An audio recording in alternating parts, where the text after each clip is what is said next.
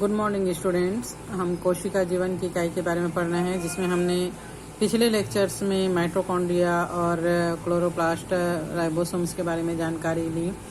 आज हम पढ़ेंगे साइटोपंजर या साइटोस्केलेटन क्या होता है।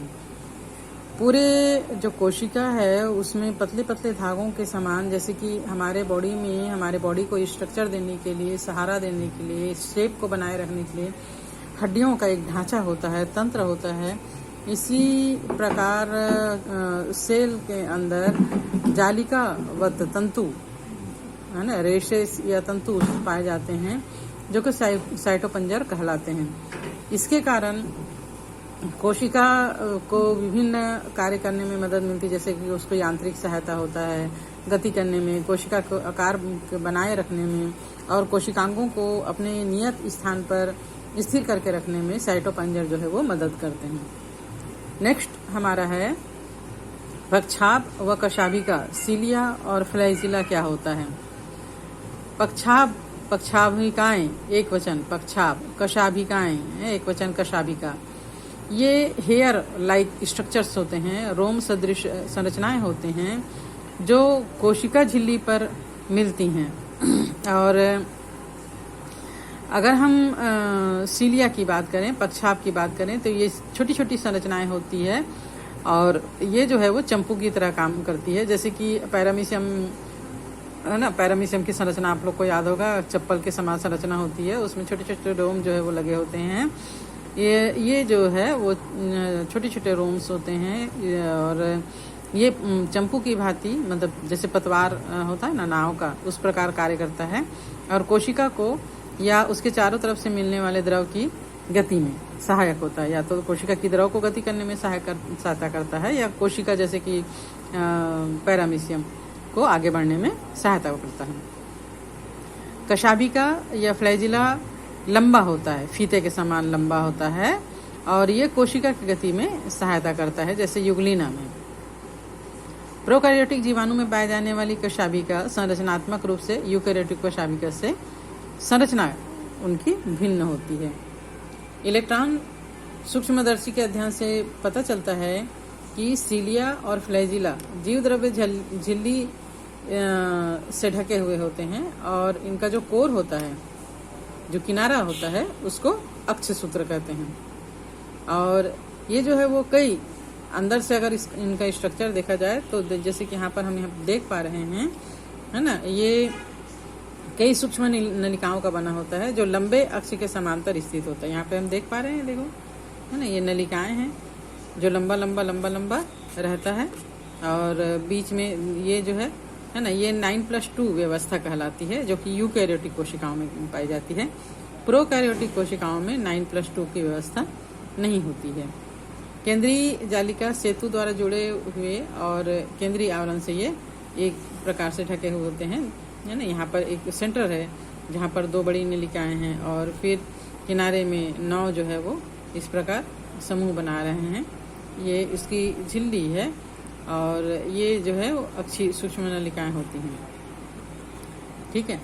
तो इस प्रकार केंद्रीय नलिका सेतु द्वारा जुड़े हुए एवं केंद्रीय आवरण द्वारा ढके होते हैं, जो परिधि द्वीप के प्रत्येक नलिका को अरिदंड के द्वारा, है ना, एक रॉड के द्वारा यहाँ पर सेंटर से जोड़ते हैं। इस प्रकार 9 छड़ ये जो है वो रेडियल होता है, अल्टरनेट क्रम में होता है, 9 होता है और बीच में 2 होता है जो आपस में सेतु के द्वारा जुड़े हुए हैं। दोनों पक्षमाभ और कशाभिका जो है वो तारक केंद्र सदृश के समान संरचना से बाहर निकलते हैं, जिसे कि आधारिकाएं कहा जाता है। नेक्स्ट है तारकाय और तारक केंद्र क्या होता है। सेंट्रोसोम और सेंट्रियोल क्या होता है। तारकाय या तारक केंद्र जो है वो एनिमल सेल्स में पाए जाने वाली संरचनाएं हैं, जो कि बेलनाकार संरचनाओं से मिलकर बना होता है, इसलिए इसको तारक केंद्र और केंद्रक के पास पाया जाता है, एक तारे के समान, इसलिए इसको तारक केंद्र कहते हैं। ये अक्रिस्टलीय परिकेंद्रीय द्रव से घिरा हुआ रहता है, चारों तरफ से अक्रिस्टलीय द्रव से घिरा रहता है। दोनों तारक केंद्र तारकाय में एक दूसरे के लंबवत स्थित होते हैं इस प्रकार जैसे कि ये मान लीजिए एनिमल सेल है, इसमें केंद्रक है और यहाँ पर तारकाएं या तारा केंद्र होते हैं जिसमें कि 2 तारक होते हैं और ये एक दूसरे के लंबवत होते हैं। इसमें प्रत्येक की संरचना बैलगाड़ी के पहिए के समान, यहाँ पर हम देख पा रहे हैं बैलगाड़ी के पहिए के समान इसकी संरचना है। तारक केंद्र संख्या में 9 और समान दूरी पर स्थित, जैसे कि अभी हमने सिलिया और फ्लैजेलिया में पढ़ा, इस प्रकार है ना स्थित होते हैं। परिधि ट्यूबिकल सूत्र से बना होता है। प्रत्येक परिधि सूत्रक 3 के संख्या में होते हैं। ये इसको अगर हम देखें तो इस प्रकार ये लंबे लंबे इस टाइप का, ठीक है, दोनों जो है वो रहते हैं। प्रत्येक परिधि सूत्रक एक त्रिक में होते हैं। पास के त्रिक आपस में जुड़े हुए होते हैं। तारा केंद्र का अग्र भीतरी भाग जो है वो प्रोटीन का बना होता है जिसको कि धुरी कहते हैं। ये 2 अलग अलग हो गए, है ना, और ये जो है वो क्या कहलाती है, धुरी कहलाती है। यह परिधि त्रिक के नलिका से प्रोटीन से बने अरिदंड से जुड़े रहते हैं और तारा केंद्र पक्षवाभ और पक्षवाभिका का आधारी काय भी बनाता है। और तर्कुतंतु कोशिका जंतु कोशिका के विभाजन के समय ये तर्कु उपकरण का निर्माण करता है। यहाँ पर स्पिंडल या तर्कु दोनों जो है वो अलग हो जाते हैं, एक यहाँ आ जाता है, एक यहीं रहता है और इस प्रकार तर्कु या स्पिंडल का निर्माण जो है वो कोशिका के विभाजन के समय जंतु कोशिका में करते हैं। ये पादप कोशिका में नहीं पाया जाता है। नेक्स्ट हम पढ़ें केंद्रक या न्यूक्लियस के बारे में। तो केंद्रक या न्यूक्लियस जैसे कि समझ में आ रहा है, केंद्रक यानी केंद्र में स्थित, है ना, न्यूक्लियस होता है। और इसकी खोज सबसे पहले रॉबर्ट ब्राउन ने 1831 में से पूर्व किया था। बाद में फ्लेमिंग ने केंद्रक में मिलने वाले पदार्थ जो कि क्षारी रंग से रंजित हो जाता है उसको क्रोमेटिन नाम दिया। इस केंद्रक में इस प्रकार धागे की समान संरचनाएं होती है जो कि क्रोमेटिन जाल बनाती है। इसको क्रोमेटिन नाम दिया गया है। विभाजन के समय यही क्रोमेटिन जाल खुल जाता है और लंबा और छोटा जोड़ा बना लेता है जिसको कि क्रोमोसोम्स कहते हैं। इनका अंतरकाल अवस्था केंद्रक या कोशिका केंद्र की जिसका विभाजन नहीं हो रहा है इसमें ये सबसे ज्यादा फैला हुआ होता है ना, मतलब ये जब कोशिका विभाजन नहीं होते रहता तो ये पूरे कोशिका केंद्रक में फैला हुआ रहता है और एक जाल के रूप में होता है और ये प्रोटीन तंतु का बना हुआ होता है जिसको कि क्रोमेटिन कहा जाता है। केंद्र की आधारी या मैट्रिक्स में एक या अधिक गोलाकार संरचनाएं मिलती है जिसको केंद्रिका कहते हैं। केंद्रक में इस प्रकार एक और सघन संरचना जो कि झिल्ली से घिरा हुआ नहीं होता इसको केंद्रिका कहा जाता है। इलेक्ट्रॉन सूक्ष्मदर्शी अध्ययन से ये स्पष्ट होता है कि केंद्रक आवरण 2 समांतर झिल्लियों का बना होता है जिसके बीच में 10 से 50 नैनोमीटर का रिक्त स्थान पाया जाता है। जैसे कि यहाँ पे हम देख पा रहे हैं केंद्रक, अंदर की झिल्ली और बाहर की झिल्ली, ये केंद्रिका, ये क्रोमेटिन जाल, है ना। तो अंदर की झिल्ली और बाहर की झिल्ली 2 आधारी झिल्ली से घिरा हुआ होता है और दोनों आधारी झिल्ली के बीच में 10 से 50 नैनोमीटर का अवकाश रिक्त स्थान पाया जाता है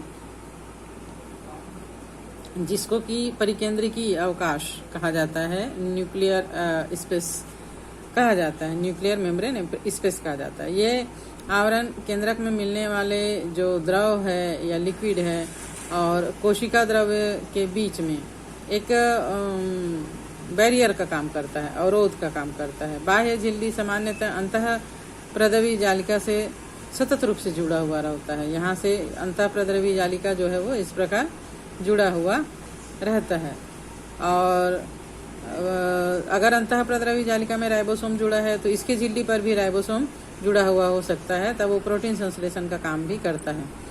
निश्चित स्थानों पर केंद्रक आवरण छिद्र बनने के कारण विच्छिन्न हो जाता है, बीच बीच में जो है वो छिद्र पाए जाते हैं। इसी छिद्र के द्वारा कोशिका द्रव और केंद्रक द्रव में आदान प्रदान होता है ना।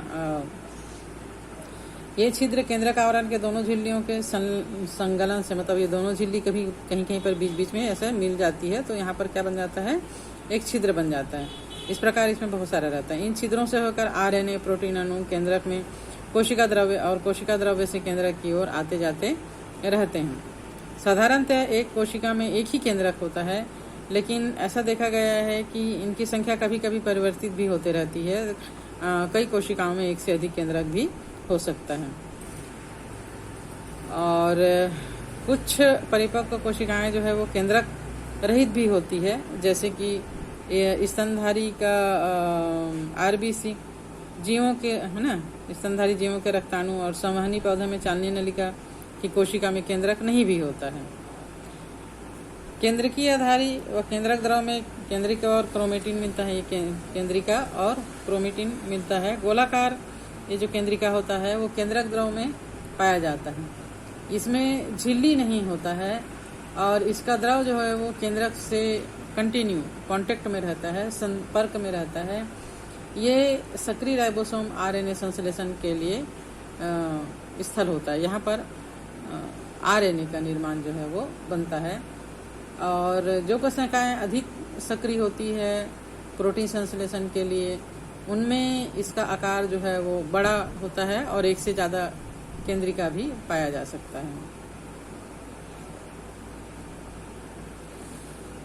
अंतरा अवस्था केंद्रक में ढीली ढीली अस्पष्ट न्यूक्लियोप्रोटीन तंतुओं की एक जालिका मिलती है, जिसको कि क्रोमेटिन जाल कहते हैं। ये भी हम इसके बारे में पढ़ रहे हैं ना।